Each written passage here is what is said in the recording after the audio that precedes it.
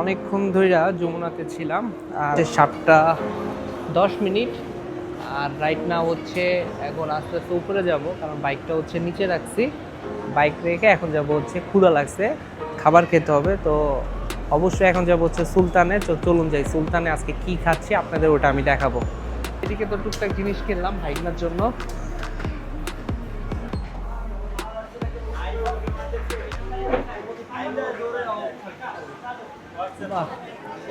Kacchi already চলে আসছে, প্রচুর পরিমাণে ক্ষুধা লাগছে। আর ওদের সবচেয়ে ভালো লাগে যে আলু, এই আলুটা আমার কাছে ভালো লাগে।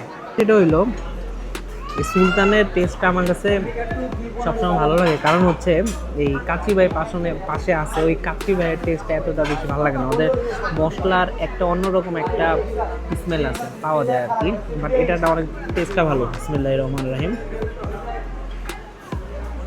এখন বাজে 8:45 রাত। রাতের ডিনারটা আজকে আগেই কমপ্লিট করে ফেলতেছি। বেটার। অতএব প্রত্যেকটা ব্রাঞ্চের টেস্ট একরকমই থাকে।